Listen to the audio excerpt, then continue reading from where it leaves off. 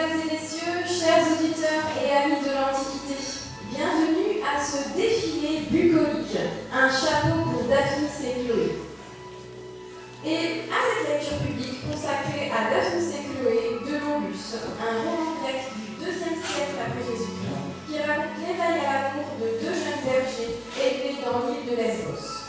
Ce texte bucolique, à la fois tendre, drôle et parfois grave, suit Daphnis et Chloé depuis leur enfance pastorale jusqu'à la reconnaissance de leur amour et de leur identité sous le regard des dieux, de Pan, des nymphes et des rosses. Cette lecture, enfin, s'inscrit dans le cadre de la semaine de l'Antiquité que j'organise au lycée Saint-Rémy, mais aussi dans le cadre du Festival européen latin-grec et trouve naturellement sa place au musée, parmi les objets et les images qui font revivre les mondes anciens. Je vous prie d'accueillir les lecteurs et lectrices pour le début de notre prestation.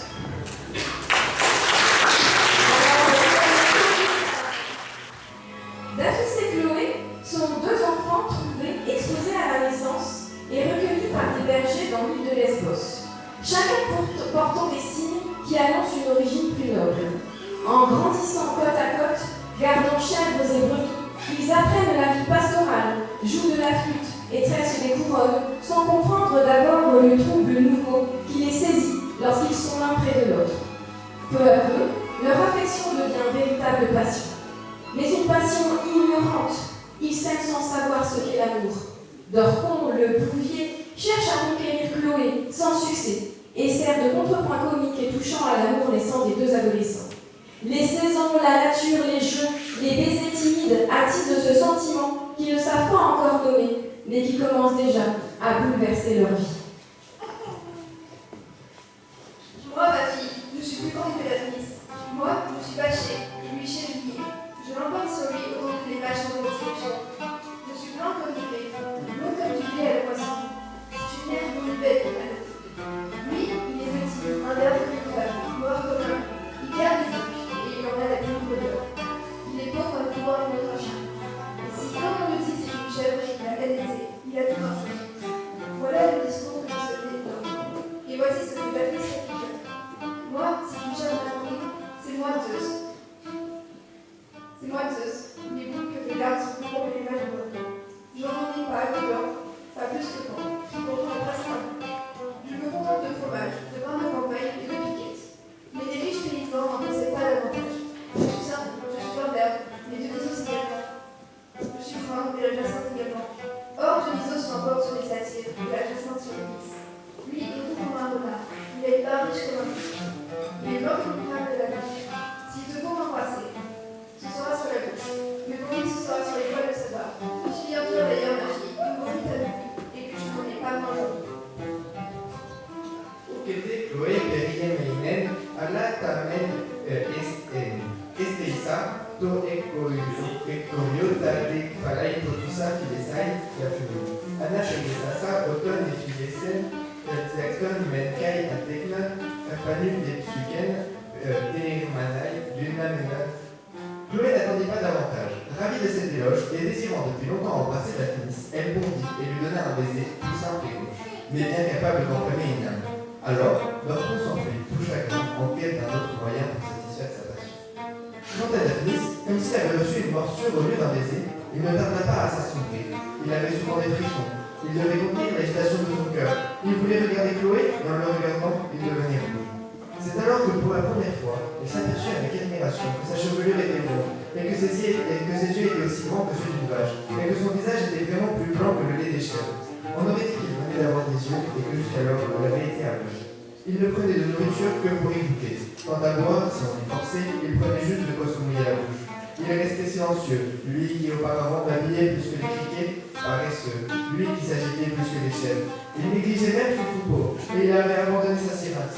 Son visage était plus vert que l'herbe de l'été. Il ne causait qu'avec Chloé, et si d'aventure il se trouvait loin d'elle, voici ce qu'il se racontait à lui.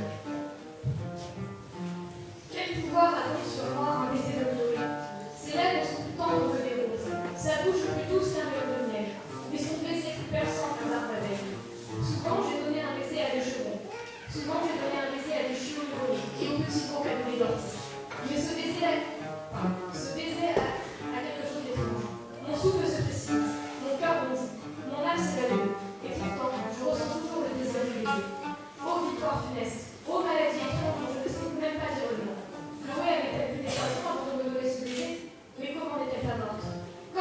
rossignol chante quand il fait la sienne se sauter.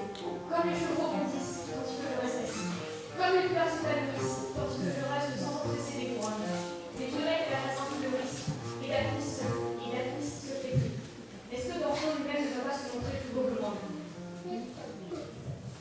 Peu de tard, au Beltistos, Daphnis, Épesté, Éclairé, Olia, Proton, Géoménos, Ton, Hérotos, Ergon, Caïogon, Odédomocon, Omogolos, Odescloès, Erastes, Phulazas, Ton, Puerna, Puton, Catapontal, Plésion, Climatos, Processi, Autometa, Trioscon, Tinon, Gilita, Catusmen, Doron et Didosi, Padal, Philos, On, Elika, Otos et Némen, Eteten, des Erzamenos, Enébale, Pigon,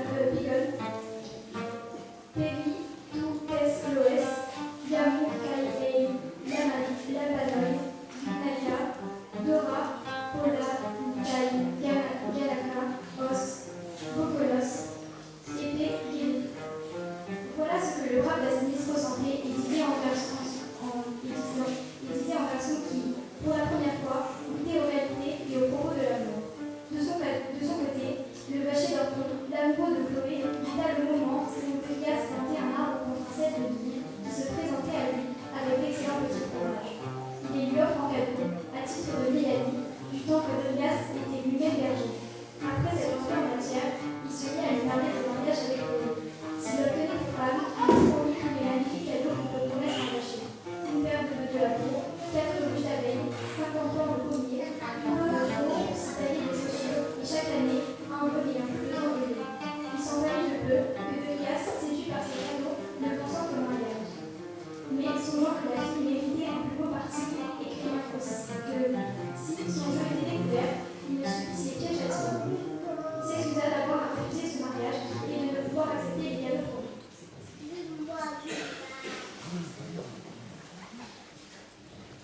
Dorcon, dont les espérances se trouvaient déçues pour la seconde fois et qui avait donné pour rien ses bons fromages, décida de mettre la main sur Chloé quand elle serait seule et, s'étant aperçu que chaque jour c'était tantôt Daphnis, tantôt la fillette qui conduisait les troupeaux à l'abreuvoir, il imagine un moyen bien dans le goût d'un berger. Il prend la peau d'un grand loup qu'un taureau en défendant ses vaches avait tué à coups de corne. Il l'étend sur lui, en la faisant tomber sur son dos jusqu'aux pieds.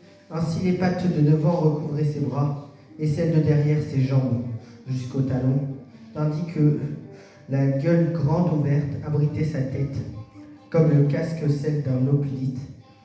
Après s'être ainsi métamorphosé en bête sauvage, autant que faire se pouvait, il s'approche de la source où les chèvres et les moutons s'abreuvaient après la pâture. Cette source se trouvait tout au fond d'un creux. Tout autour de l'endroit était sauvage, avec épines, ronces, petits genivriers et charbons. Facilement, un vrai loup aurait pu s'y cacher en embuscade. C'est là que se dissimule Dorcon, en attendant l'heure de l'abreuvage, et il a le ferme espoir que c'est sous ce déguisement, il pourra effrayer Chloé et se saisir d'elle.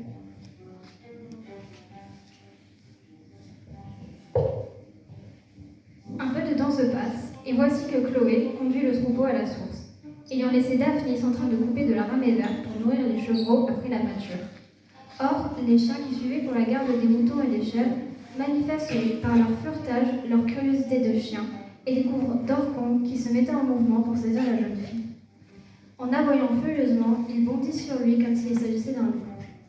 Il le serre avant que la surprise lui permette de se redresser complètement et il se met à mordre la peau du loup. Jusqu'à là, Dorcon, craignant d'être reconnu et protégé par la peau qui le recouvrait, se tenait sans rien dire, accroupi dans le fourré. Mais comme Chloé, effrayée tout de suite par ce spectacle, appelait Daphnis à l'aide, et que les chiens, en arrachant la peau du loup, atteignaient le corps de Dorcon, celui-ci se mit à pousser des lamentations déchirantes en implorant le secours de la jeune fille et de Daphnis qui arrivait déjà.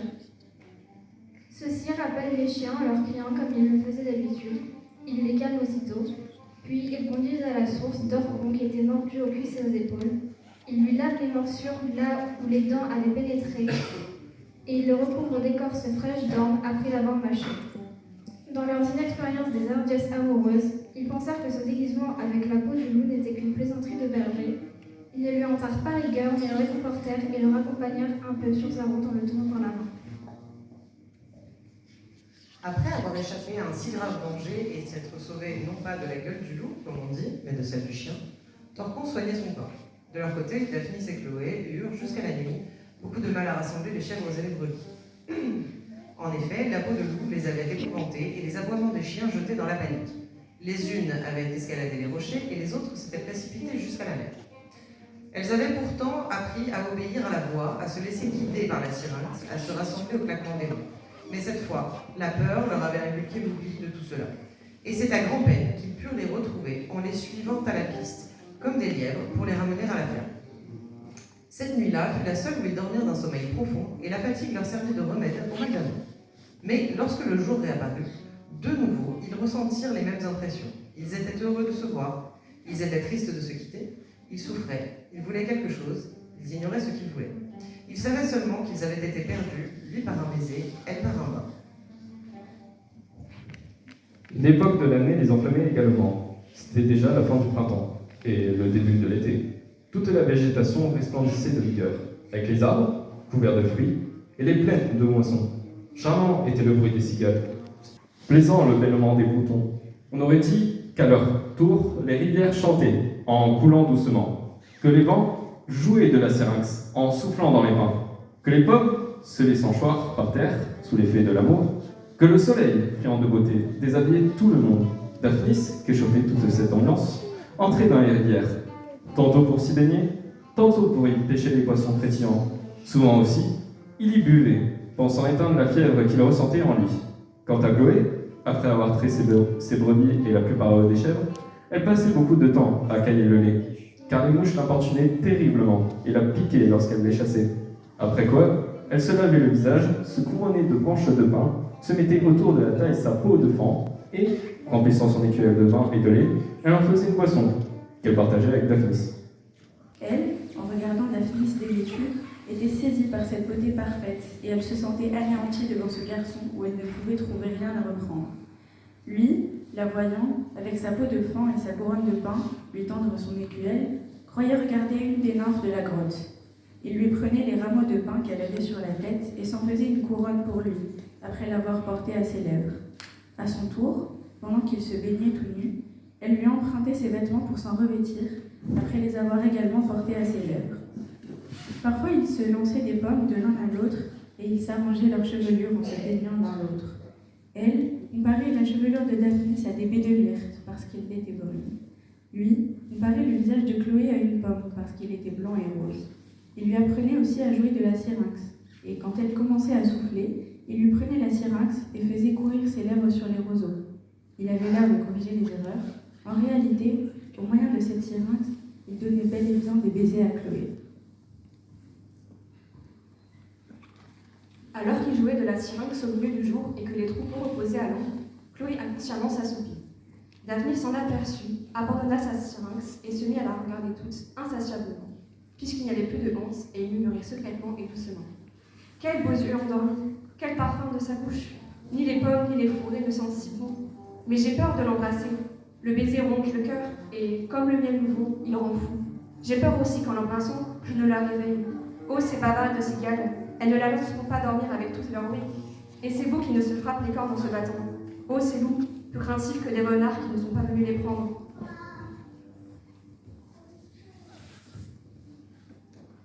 Après les jeux amoureux et les maladresses du début, un grand danger surgit. Des pirates calipiges abordent la côte, pillent la campagne et enlèvent bêtes et bergers. Dorcon, le bouvier épris de Chloé, tente courageusement de défendre ses troupeaux et d'aider les jeunes gens. Mais les brigands le frappent de coups mortels et l'abandonnent grièvement blessé. Chloé le retrouve mourant étendu sur le sol.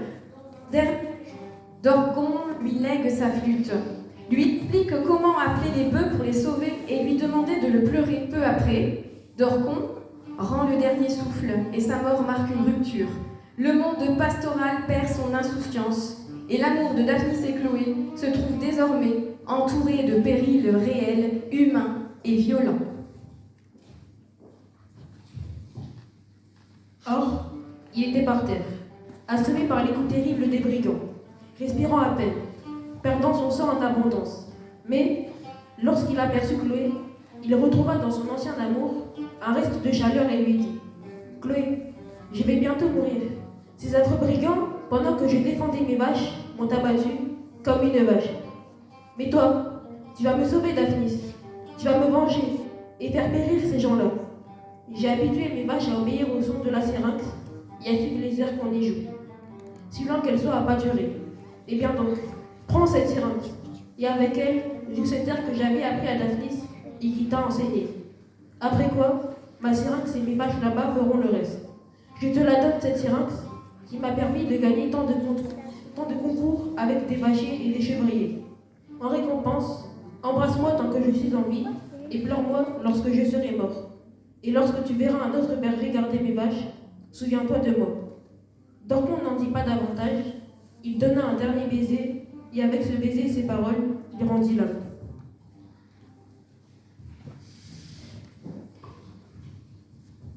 Plus tard, dans le récit, après bien d'autres épreuves, Daphnis et Chloé sont sauvés à plusieurs reprises par l'intervention des dieux, notamment Pan, les nymphes, qui veillent sur eux quand Chloé est enlevée et que les troupeaux sont menacés.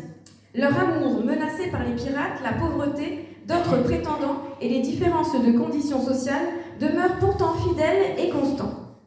À la fin, leurs parents naturels sont retrouvés et les reconnaissent grâce aux signes laissés auprès d'eux lorsqu'ils furent exposés enfants. Daphnis et Chloé se révèlent issus de familles aisées et sont jugés enfin dignes l'un de l'autre.